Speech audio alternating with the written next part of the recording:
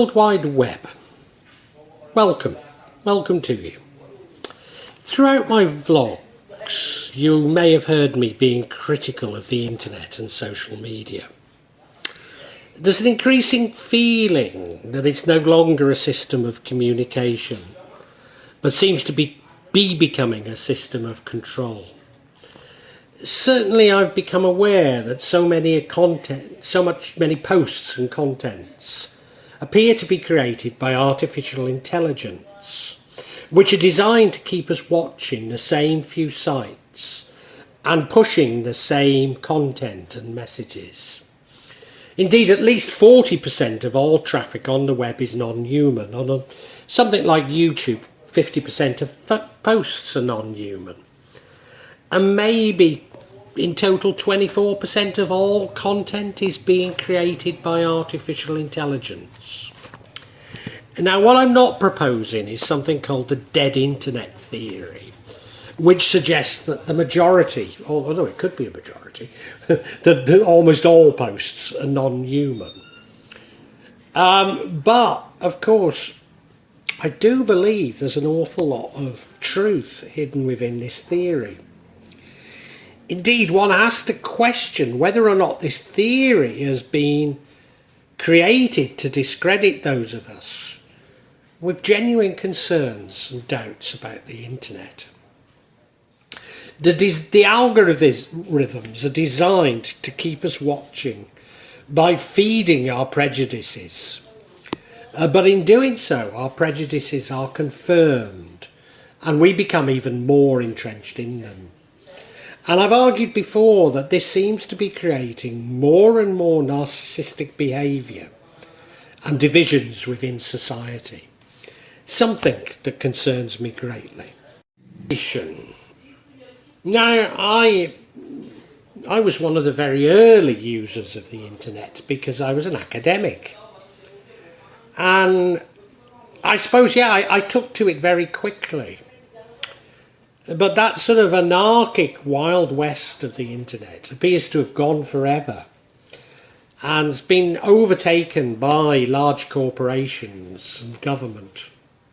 In fact, in the past, after moving out of academia, I became something of an internet entrepreneur. I was going to use the word designing. I wasn't like a web designer. I was sort of a systems designer. But designing the systems for large sites for arms of government. Now, these were meant to liberate government data and make it easier to access government services. And whenever I was sort of doing a sales pitch, I'd be asked by somebody, what about people without access to the internet or without internet skills? And, I had to glibly tell them, there's nothing I can do about that. This is an internet site. I couldn't really understand the question. But of course it was that they were planning on removing human contact with government. It wasn't about enhancing it, as I thought it was. And the sites nowadays of large corporations and governments are so tightly controlled. They control their messages on the sites that increasingly the public are no longer allowed to interact with them, certainly not to contact government or corporation via their sites. So we've got to the stage where users increasingly no longer trust them, because really these sites are just simply advertising sites. Occasionally, most of my work was with government, but occasionally, because people knew that I was involved in designing sites, I'd be asked by probably small entrepreneurs' friends to design e-commerce sites. As I say, I was no designer, so it wasn't my bag, but I had people who could do the design and make the sites. But even then I realised that they couldn't possibly work, as even then so few sites got any real traffic. So even then I was saying, look, you're better off putting it on something like eBay or Amazon, or there were smaller alternatives in those days, but put it on something like that, because you're not going to be able to generate this level of traffic. And I suppose, I was working in Manchester at the time, and it was like the old artisan handloom weavers during the Industrial Revolution, that gradually they became forced out of their cottages in the countryside into Manchester and into the factories, working for a lot less money and with far less job satisfaction. So far from encouraging entrepreneurship, the internet has driven more and more consumer spending through just a few sites. And of course, these are the corporations who are becoming richer and richer, while the rest of us are becoming poorer and poorer. And now I've talked about AI and bots, but even some of the genuine, the real human content on social media comes from paid influencers. People who are paid to push products of large corporations. My youngest daughter, for example, earns a little as a TikTok celebrity, and she promotes the products of large corporations, and she gets some free products, some pin money. But I hasten to add, it's pin money. It's not a living, nor could it be. About a year ago, I posted a slightly derogatory comment on Singapore's appeal to tourists. It was genuine. Singapore. If you like tall buildings and, marvel at that sort of thing, Singapore's fine, but Singapore is incredibly expensive, and not at all friendly. And that's really where I was coming from. But I was quickly challenged on my views. And the person who did the challenging accused me of working for the Indonesian Tourism Authority. Which, of course, if you know this channel, I most certainly am not. But what he did do was expose to me that he was working for the Singapore equivalent, which I accused him of. And, he broke off contact then, so I was clearly right. Recently, I was contacted by a boiler house in Tennessee, following a post that I made on Russell Brand's site. They claimed to be Russell himself and wanted to share investment tips with me. Now, when I challenged them, they asked me to put a comment on the community section of his site, and they would answer me back, proving that they were actually Russell. So his site had clearly been hacked. I did report it to them. I don't know how seriously they took me, to be honest. But here's the strange thing. I'm sure I'd seen Russell on his site saying that he would do this. Now, I'm not accusing Russell of that at all. So am I mistaken? Or could an AI vlog of Russell have been posted on his site and maybe directed only to certain targets, myself being one of them? I really don't know. Really. Censorship. All of you will be aware of how the internet has become increasingly censored. The current medical crisis is highlighted of how opinions which don't conform to the official narrative have been suppressed, including some which now do support the official narrative and are now allowed. And of course, all news is created by only a handful of news corporations. We're told that the internet is full of fake news, and that's the reason for censorship. But I think we have to question who's creating this fake news. Is it not more likely to be these handful of corporations? Why are they doing it? Could it be to hide real news? For example, what I'm talking about now, how much of this is ever reported? How much do we really know about the Panama Papers and the Pandora Papers? Despite them, I believe, being fundamental to the survival of our society and civilization. And then, are we ever going to find out who was on Little St. James with Jeffrey Epstein? Or are we just going to be fed little snippets?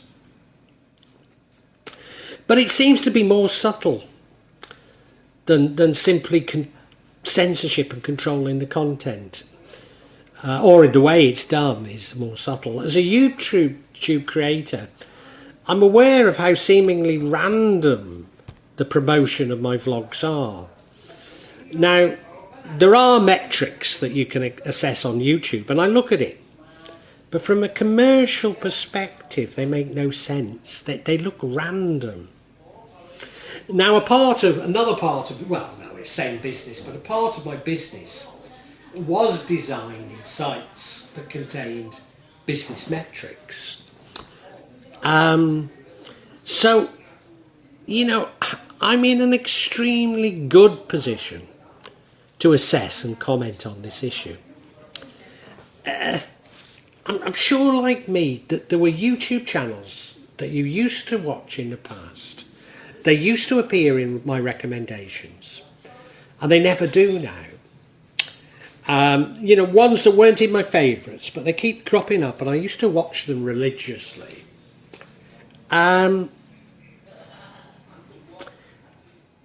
Just occasionally, I remember the names of these channels, and I look for them.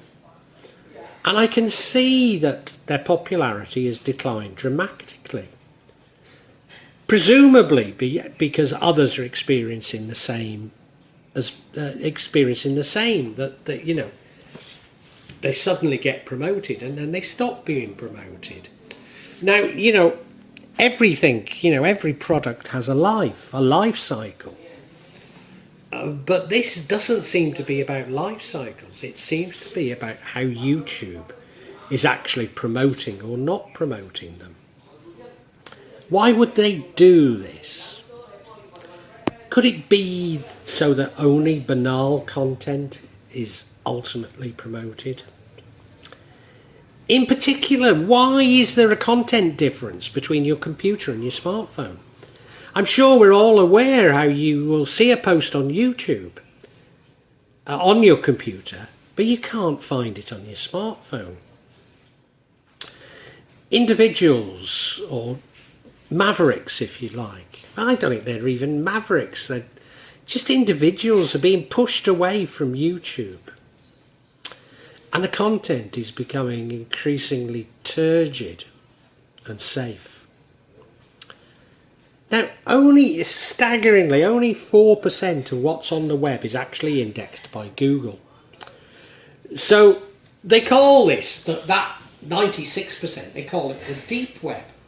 And, you know, that has connotations with the dark web, and you'll be thinking, oh, good heavens, 96% is used for criminal purposes. No, it's not. No, it's not. Only a small proportion is. No. 96% simply doesn't get indexed, and people therefore can't find it. So the internet is being lobotomized by optimization. Social media is collecting data on you. Facebook was developed from the US Defense Advanced Electronics Agency LifeLog project, aimed at logging a person's life, including our credit card usage, physical locations, telephone conversations, and websites we visited. It was designed to collect information on your likes and your habits in order to predict your behaviour. Now, all social media works in this way. They make their money by selling our profiles to large corporations to target our feeds for their products. So again, this is creating a society of very large corporations and the rest of us becoming increasingly impoverished.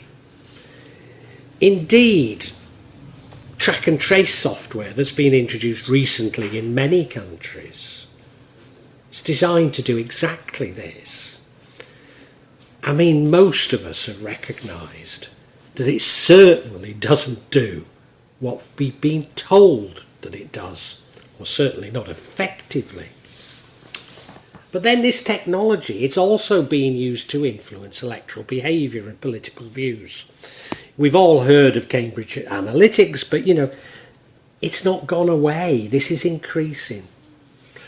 And I think the upshot is that few of us now have any trust in politics or democracy. And we're seeing this in former bastions of democracy that are just splitting themselves apart because nobody can trust anything anymore. Enjoy. Psychological programming. Social media is all about reward and punishment. So this is a part of behavioural psychology. It reinforces those views which are deemed acceptable, and disencourages, even censors, those it doesn't want to deem acceptable. I've argued that many people are no more than avatars, meet golem, moral automata if you like.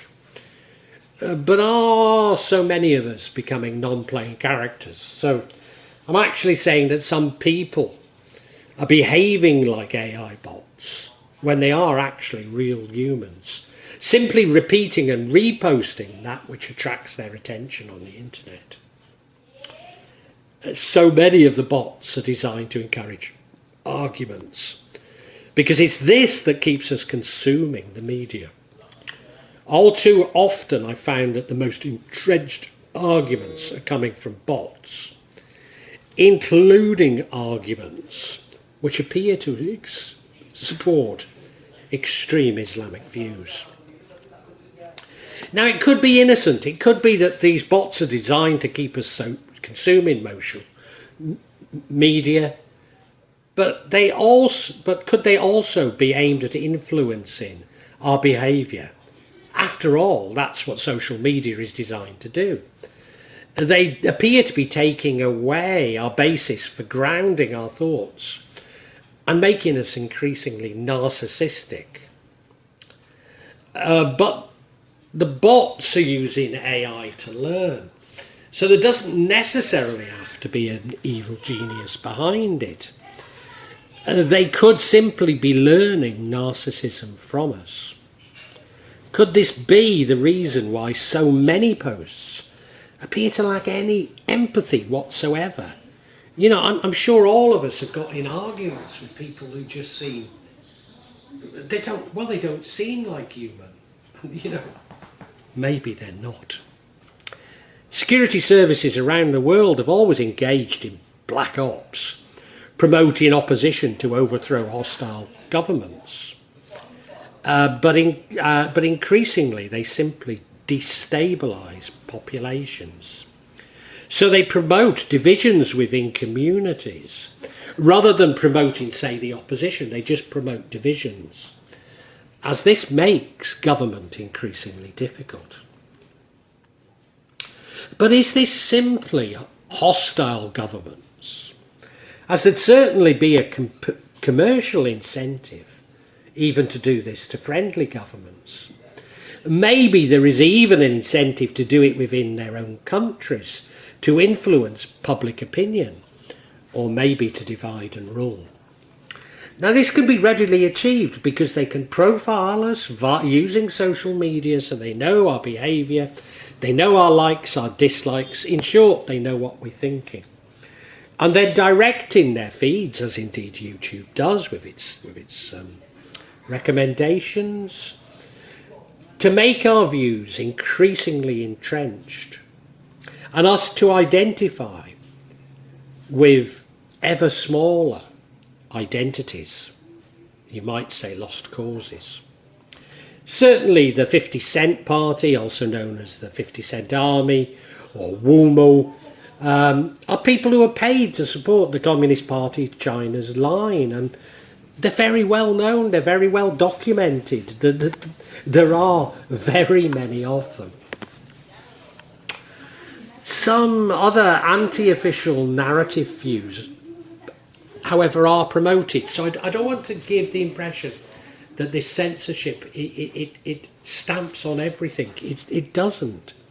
But what it seems to do is to funnel these views into set definitions. So this is what behavioural programming is. They will have not only definitions of official people who would, the type of people who support the official narrative, they have definitions of the type of people who would support unofficial narratives. And then, you know, they might have, I don't know, they might have, on a particular subject, they might have 5 or 10 of these different opposition groups. And they push you into these groups. Whereas most of us hold views that would straddle not only the opposition views, but maybe even some of the official narratives. But we're forced into these predefined views, as it were. What am I talking about? Well, you know, the evangelical Christian right would be probably one. QAnon, where on earth did that come from? And almost certainly it's another. Could it go even further? That all we see on the internet and social media is one big simulation. That what we're told is news is just one big black op. How would we know? How could we tell? Indeed, I've argued that life's a game, a matrix if you like. So that could this be a simulation within a simulation to save on computing power? The effects. Well, of course, it's designed to keep us engaged, it's designed to keep us on the internet, it's designed to keep us separated. We're becoming hamsters running faster and faster on a wheel that's going nowhere. We spend more and more time on the internet and on social media and on games, becoming increasingly driven into narrow cul-de-sacs or lost causes, unable to envisage a different world. Is it magic? Well, there is magic on the internet, that's for sure, and magicians, particularly chaos magicians, becoming increasingly interested in the internet. But I mean something more profound. Are we not being seduced into mass hypnosis? That the right hand is distracting us from what the left is doing? We're having the will of others imposed on us, no longer able to think for ourselves. Could the black screens on our smartphones really be scrying mirrors and the printed circuits within be sigils? Who's to blame for all this? Is it the security services, governments, corporations? Well, yes, yes and yes. But we're all complying with it. We're all accepting these changes in the society. We need to get out more. We need to do real things. Meet with real people. Maybe even grow our own food. Pray. Meditate. Do real things. Is it even possible that we could throw away our smartphones?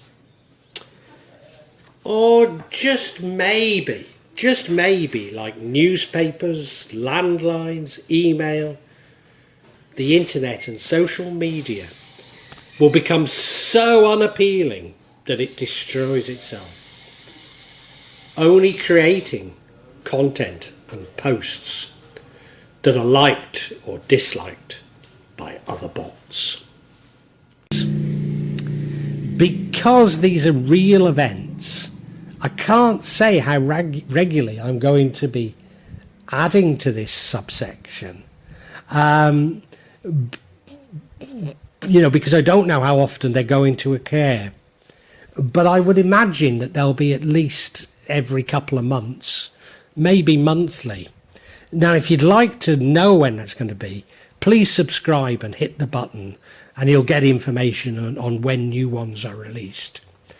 I'd love you to make comments and ask questions, and if you do, I'll attempt to answer them as honestly as I can.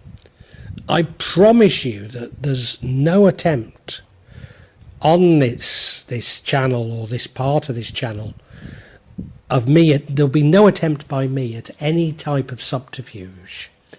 I'll try to be as honest and open as I possibly can be. Inevitably, there will be some of you who disagree with my interpretation, and we can agree to disagree. But what you're seeing is real stuff here. What I'd love you to do, if you enjoyed this, is look at my other sections. Particularly, I've written novels about magic in Java, and they contain much more information in them, especially me trying to understand the theories of magic, the psychology of it, and I try and intersperse them with a sort of spiritual dimension. Anyway, thank you so much for watching, and God bless you.